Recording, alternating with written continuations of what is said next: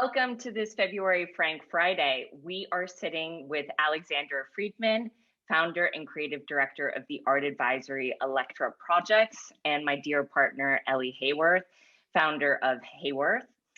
Hayworth is a communications consultancy committed to promoting intrepid ideas in both art and design. Ellie has grown her business to command a full scope of client services, including public relations, content development, strategic partnerships, events, business strategy, you name it, Ellie can do it for you. And Alexandra, we're so excited to sit with you today. Alexandra's company, Electra Projects, advances a diversified approach to collection building and management with connoisseurship and experience across the emerging mid-career and blue chip contemporary art sectors. Alexandra is a member of the Female Design Council and an avid supporter of the arts. Her comprehensive understanding of the contemporary and emerging art markets, along with her passion for travel, conversation, culture, and experience, lend itself to the forces behind Electra Projects. Thank you so much. I'm excited to be here. Great. Karlina, we appreciate the intro, and I'm just going to kind of kickstart our conversation. Alexandra, it's great to be chatting with you again. We spoke with, we've worked together in the past, and so we have kind of a great working relationship. And you had the opportunity to speak with Art Frankly last year, just a few months ago, for one of the Frank Talks. So hopefully our readers and our viewers have a little bit of familiarity about you. But I'd love to just maybe kind of kickstart. We're still at kind of an early stage of 2021. And I'd just love to hear a little bit about how your outlook has evolved or shifted over the course of the past year and into this year.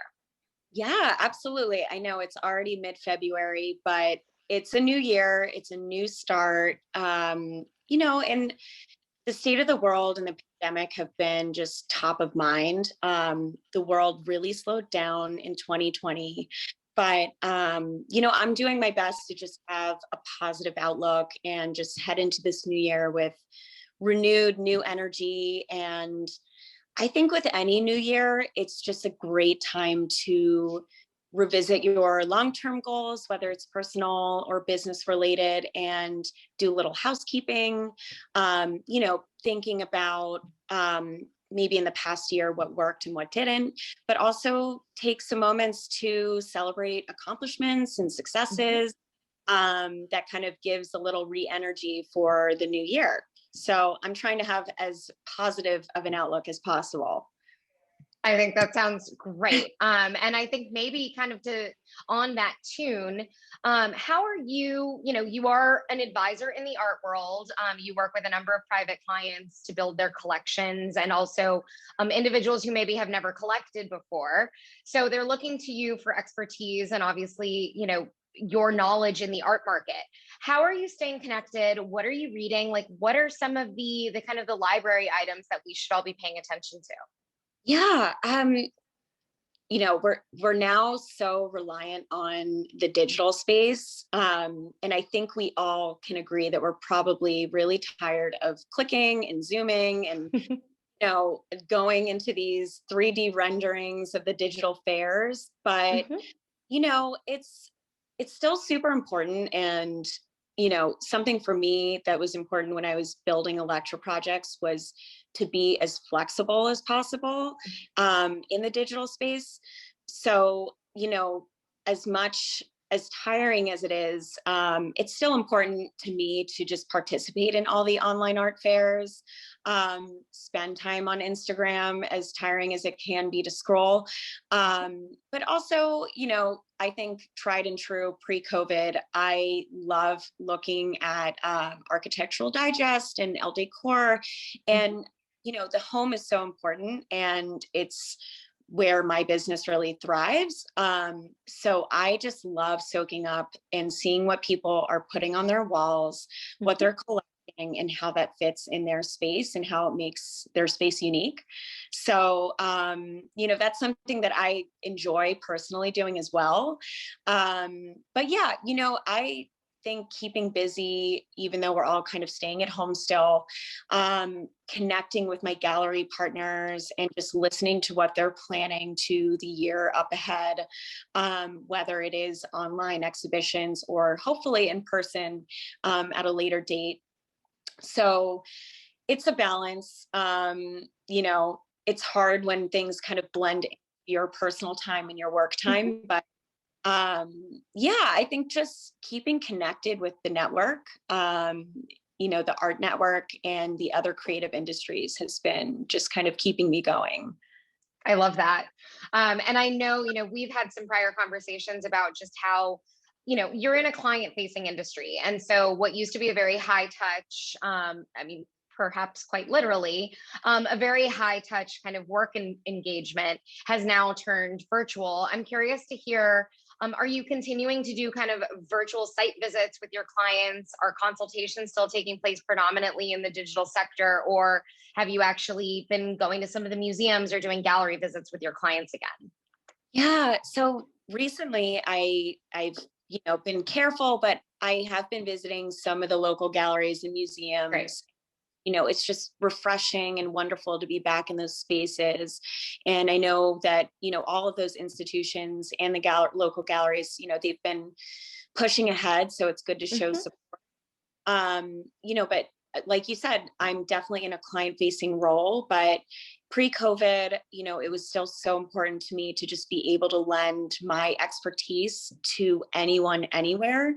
So, I was well prepared to FaceTime, do Zooms, text, whatever it is to just work with my clients and build that trust, so that we could acquire works together, whether it was locally or at you know, through a gallery in Europe. The world is so global. So it's just important to be able to be flexible. So the adjustment wasn't that big of a deal. However, you know, I do have a handful of local clients, and I'm just thrilled that, you know, some of them we've been able to go and meet in person or meet at a gallery. And the galleries have been so accommodating, just making everyone feel safe.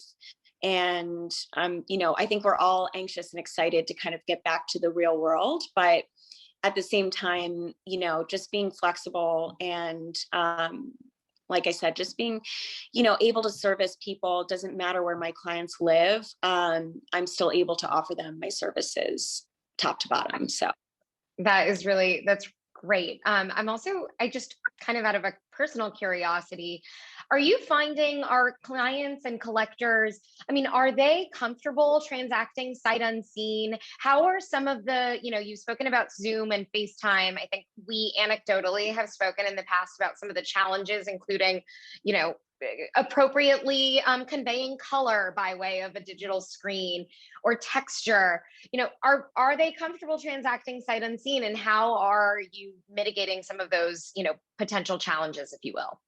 yeah, no, that's such a good, relevant question. And especially for new collectors that are just starting to learn about art and are curious. I find that, you know, my client base, it's a full range. There are people that are super comfortable with, you know, seeing artwork sight unseen. You know, perhaps we do some digital renderings or I text them pictures, and there's perhaps that maybe they're a little bit more of a risk taker, or there's more of a trust that's been built. And I think that's actually what's super important, is just trust. Sure. Between a client and an advisor. And that comes with the duties for an advisor to educate their clients. However, you know, I fully respect my clients who do really care about seeing the artwork in person. Spending money on artwork is a big commitment. And, Sure. you know, if they really care about buying locally and seeing the artwork before making the decision, that is totally fine with me. So it's a balance. And I think, you know, for new collectors, it is just, again, educating them and making them feel as comfortable as possible. And like you said, you know, in this kind of digital scape, things don't always translate, you know, perhaps as real as it is in person. Nothing is like seeing art with the naked eye. So, it's just comes with clear communication between you and your client. So that all makes perfect sense. I anticipate having an agent like you is very helpful in knowing that, you have a honed eye and you have a strong kind of connoisseurial insight. So I'm sure that all of that plays into the acquiring process. It definitely does. And it's all about trust. It's trusting for me too. I have to trust my galleries and partners out there. So really it is just about communication. There's not too many questions you can ask. So as many pictures, videos, whatever it is that I can get from my client for them to feel comfortable is so important. I love it. In an ideal world, what is one project that you hope will come through your pipeline this year? Is there anything that you're really kind of itching to get your hands on? That's a really good question. Pre-pandemic, I was really eager to kind of break into more of the commercial spaces and help businesses build their art portfolio, and perhaps also work with restaurants and other is. And I am still really interested in that space. But I think there's just been this shift in emphasis on the home. And, I'm really enjoying that because I think people now have kind of a new, not respect, but they have like a newfound love for their home. Spending, so much time there. And so I am really enjoying seeing other clients that I've worked with on, perhaps we've placed work in their living room and dining room, but clients kind of coming back and saying, you know what, I want to finish every wall in the house. And making that portfolio, their acquisitions feel complete and they're happy and, just dressing the walls and having the room feel head to toe, like a wonderful space that they just want to spend their days in. So, I'm curious to see where it goes. But again, I think the emphasis still is on the home. A lot of people are moving as well. So a lot of new. Absolutely. New wall space to fill. Exactly. And on that note, I know that you guys collect as well, you and your husband. So I'm curious if, just tell us a little bit about your personal collecting practice. Do you kind of impose the same criteria on your collection?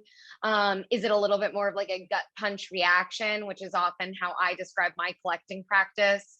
I don't know. I'm just curious to hear how far it extends into your own personal life. Yeah, it's funny. I mean, I'm sure like you too, I just have this ever growing wish list that just never ends. And if I had an unlimited budget, I would need so much storage space.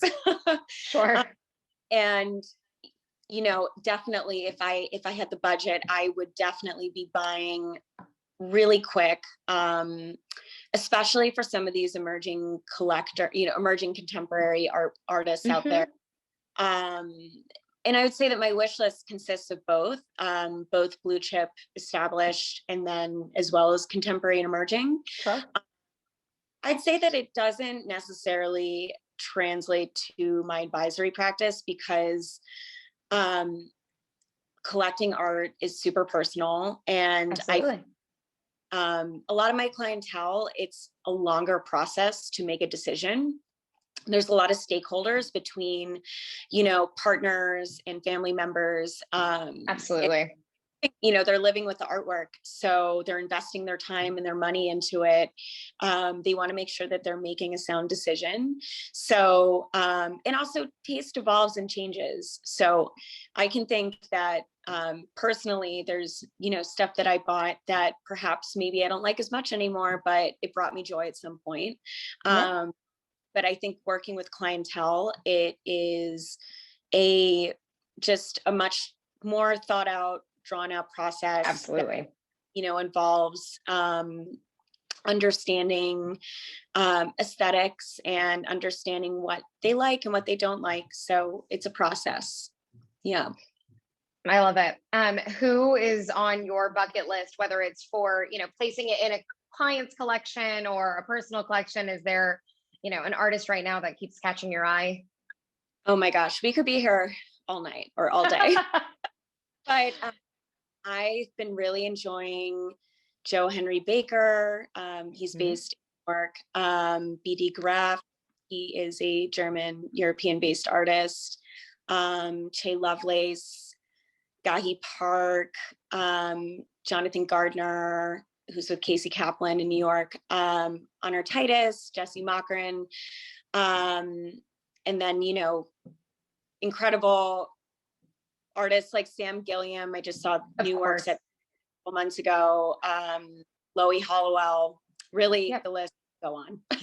I love it. I love it. Well, I'll do kind of a plug for Electra Projects here, because I do follow your Instagram quite closely, and you often will send through great recommendations on your Instagram. And so I like to think I'm keeping my thumb on the Electra Projects pulse through your Instagram.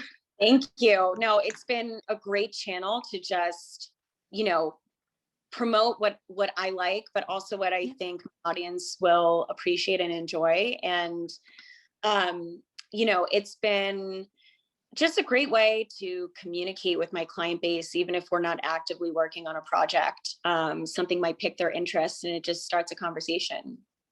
That sounds great. I love it. We'll stay tuned certainly on some of those pics that you keep sending our way by way of Instagram. From a professional practice standpoint, you know, one of the things we like to do with these Frank Fridays is just to offer a kind of toolkit, if you will, for some of the readers and the viewers on professional practice throughout both the pandemic, but really just evergreen capacity. What are some of the best practices that you would offer to any of our kind of aspiring professionals at Art Frankly? Yeah, you know, something that I come back to again and again that I think is so valuable, and it really doesn't matter what industry you're in, but it is just keeping in touch with your mentors and colleagues. And, you know, I think the pandemic actually made me realize how nice it is to just send a text to people that you have previously worked with, or maybe they or moved on into different industries, but you just, you know, life unfolds in such mysterious ways. So you never know, I think, who you might need to reach out to for advice or an introduction. Sure.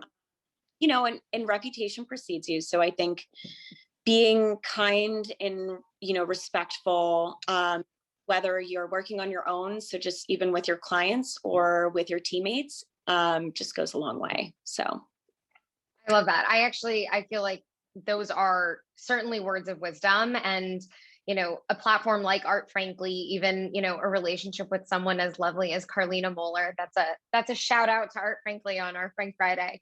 But love I think, you, Ellie. you know, these are honestly very valuable conversations. And I think even, you know, the Frank Fridays initiative has been, just to your point, Alexandra, I think a great way for us to kind of workshop ideas and just to stay with our thumb on the pulse, but also, you know, we've had to pivot a lot. So I think that is a fantastic kind of best practice for us all to keep in mind. We have been kind of ending our Frank Fridays with, you know, one positive takeaway, if you will, that you've had, you know, from this past year going into this year. What is something that you're keeping close to the vest that is a positive takeaway? Yeah, I mean, you actually just brought it up. You know, communities and places like Art Frankly have been just, I think, so refreshing and a wonderful support system to the arts industry. So I'm really grateful to have the opportunity to speak to you guys. But just seeing these kind of new initiatives pop up that just in general provide support and advice and insight and can bring together creative, collaborative minds for just positive dialogue. Doesn't even necessarily have to be transactional. It can be just women supporting women, or supporting, you know, our general creative teammates out there. We need more spaces like this. So it's great to see. And I just thank you to Karline and to you as well for having me. Well, it has been a pleasure. And, you know, we always love to chat with you, Alexandra, and Karline. Thank you as always for for welcoming me too to this platform. So thank you both for joining. And this was a great chat, and listening to your advice, Alexandra, and insight into your business was really informative. So thank you.